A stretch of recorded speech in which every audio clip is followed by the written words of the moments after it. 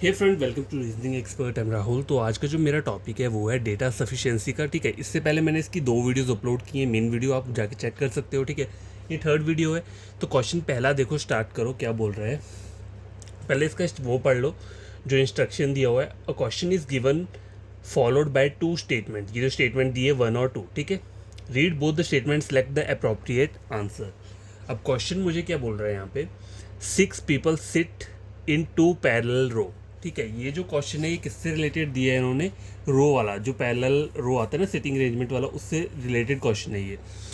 In row 1 J K and L sit facing toward north. तो ये 3 जो है नॉर्थ को देख रहे हैं। तो आप क्या कर सकते हो, इस साइड में ऐसे करके लिख सकते हो, जे के और एल क्या देख रहे हैं, ये एरो मतलब ऊपर हो गया नॉर्थ को। ठीक है, और आई क्या बोल रहा है, इन रो 2 एफ जी एच ये कहाँ देख रहे होंगे, ये साउथ को देख रहे होंगे। ठीक है, sit facing toward south. Each person ने row face a person in other row, मतलब हर एक पर्सन जो एक दूसरे को फेस कर रहा है। ठीक है, तो एरो से मतलब क्या है, ये नॉर्थ मैंने बना लिया और ये साउथ मैंने मतलब अपने लिए इसलिए मैंने साइड में लिख लिया क्योंकि बार बार मुझे क्वेश्चन ना देखना पड़े। ठीक है, तो ये जो 3 है ये ऊपर नॉर्थ को देखेंगे और ये 3 जो है ये साउथ को देखेंगे। अब मुझे क्वेश्चन पूछा क्या है, हु फेसिस जी, ये क्वेश्चन पूछा हुआ है मुझे।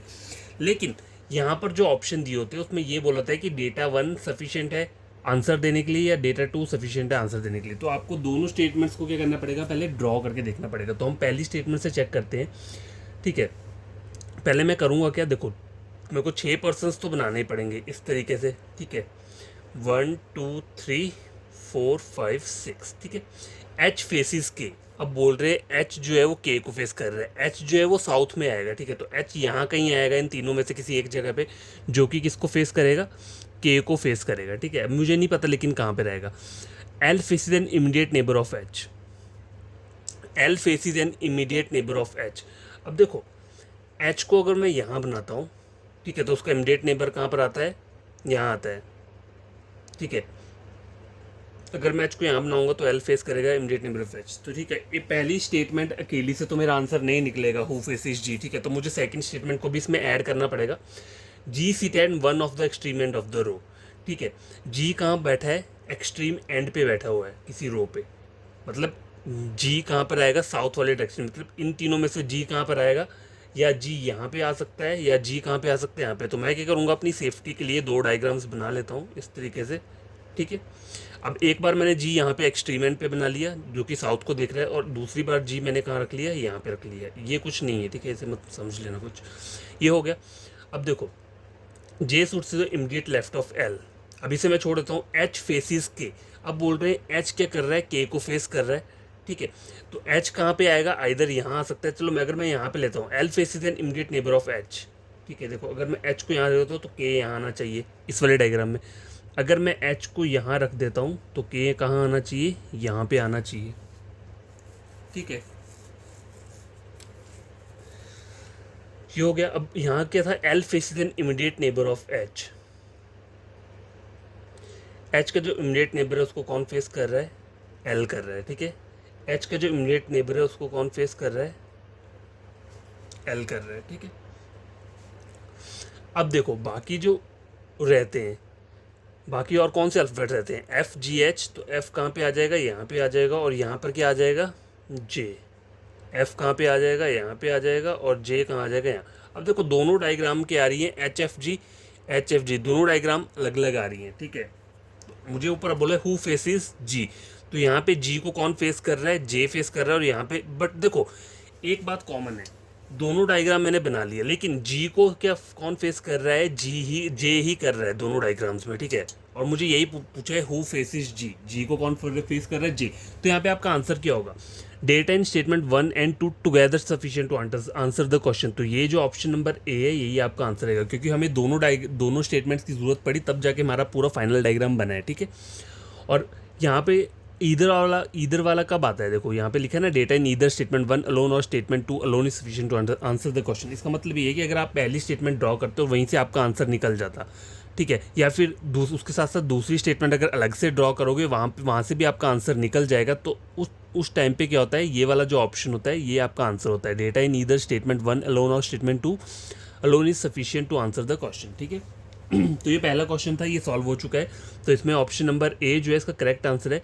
डेटा इन स्टेटमेंट 1 और 2 टुगेदर, हमने इन दोनों को क्या किया, कंबाइंड किया, तब जाके हमारा आंसर निकल के आ रहा है। ठीक है, तो कभी आप एक डायग्राम मत बनाया करो, डबल डबल बना लिया करो। इससे होता क्या, जो पॉसिबिलिटी रहती है, मतलब अगर मान लो ये वाला गलत होने लगा हो तो यहाँ पे क्या हो जाएगा, वो ठीक हो जाएगा। ठीक है, लेकिन इन वाले क्वेश्चंस में वो मैटर नहीं करता है। यहाँ पे सिर्फ हमें ये देखना होता है कि पहली स्टेटमेंट और दूसरी स्टेटमेंट से आंसर निकल रहा है या नहीं निकल रहा है। तो क्वेश्चन नंबर 1 जो है वो सॉल्व हो चुका है। ठीक है, देखो अब क्वेश्चन नंबर 2, ये लास्ट क्वेश्चन है, मतलब 2 ही क्वेश्चन लिख रहा था मैं।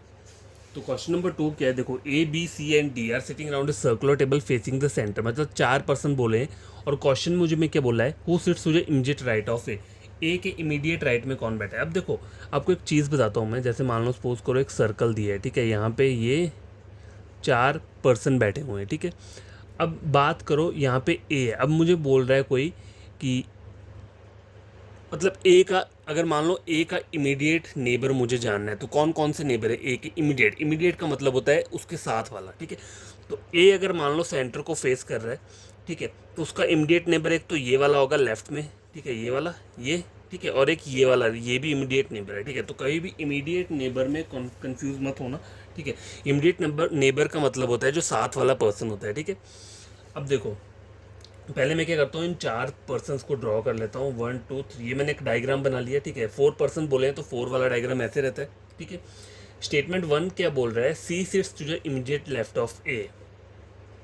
अब देखो यहाँ पे कंफ्यूज मत होना, क्योंकि यहाँ पे इन्होंने बोला हुआ है circular table facing the centre, मतलब ये सबके सब क्या कर रहे हैं, सेंटर को फेस कर रहे हैं। ठीक है,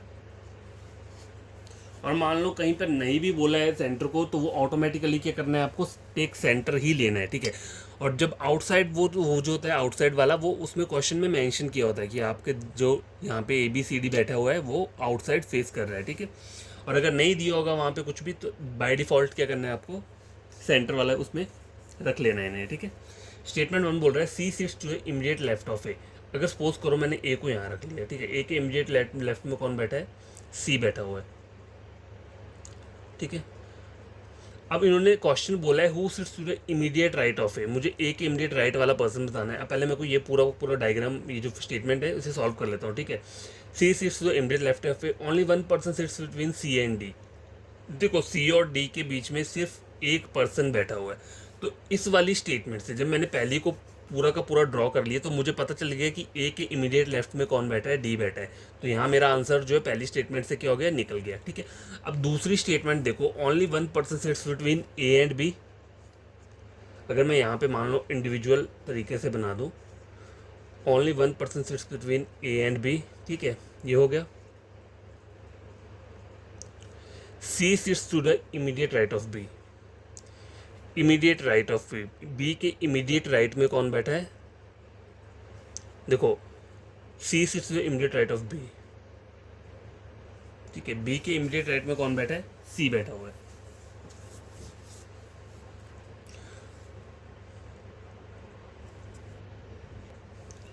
अब देखो यहाँ तक ये सॉल्व हो गया। अब बचता क्या है, एक पर्सन बच रहा है, तो वो ऑटोमेटिकली बाय डिफ़ॉल्ट यहाँ पे आ जाएगा। कौन सा है, A B C D, automatically यहाँ पे है। तो ए के इमीडिएट लेफ्ट में कौन बैठा है, डी। स्टेटमेंट 2 से भी ये मेरा क्या आंसर निकल के आ रहा है। तो यहाँ पे आपका आंसर क्या होगा, data in statement sorry data in either statement 1 alone और statement 2 alone is sufficient to answer the question. मतलब ऑप्शन नंबर सी क्या है, इसमें इसका करेक्ट आंसर है, क्योंकि स्टेटमेंट पहली को जब मैंने ड्रॉ किया तो मेरा आंसर निकल गया, ए के इमीडिएट राइट में डी बैठा है। और जब मैंने स्टेटमेंट 2 को यहाँ पे इंडिविजुअली ड्रॉ किया, तब भी मेरा ये निकल के आ गया कि ए के इमीडिएट राइट में कौन बैठा है, डी बैठा हुआ है। ठीक है, तो इसमें जो आंसर रहेगा वो क्या रहेगा, data in either statement 1 alone और statement 2 alone is sufficient to answer the question. ठीक है, तो आई होप आपको ये क्वेश्चन समझ में आए होंगे। तो कुछ ज़्यादा टफ नहीं होता है, क्वेश्चन जो आते हैं वो इसके रिगार्डिंग ही आते हैं। सर्कुलर सिटिंग अरेंजमेंट हो गया, या फिर लीनियर वाला हो गया, या पैरेलल वाला हो गया। ठीक है, और क्या होता है, और ब्लड रिलेशन वाला टॉपिक है उससे भी आ जाता है ये वाला क्वेश्चन। ठीक है, सिलॉजिज्म हो गया, वहाँ से भी आ जाता है। ठीक है, तो आपको उन टॉपिक्स को बड़ी तरीके से क्या करना है, अपना प्रिपेयर कर लेना है, ताकि कोई प्रॉब्लम ना हो। और देखो बेसिक के ऊपर हमेशा ध्यान दिया करो, क्योंकि बेसिक जो है वही क्या होता है, मेन रहता है। बेसिक से ही जो चीज़ें हैं बाकी ड्राइवों की निकलती हैं। तो बाकी आपको कोई अगर प्रॉब्लम होगी तो आप मेरे कमेंट बॉक्स में कमेंट कर देना। और आपको करना कुछ नहीं है, बस पढ़ना, और अगर वीडियो अच्छा लगे तो चैनल को सब्सक्राइब, वीडियो को लाइक शेयर कर देना। ठीक है।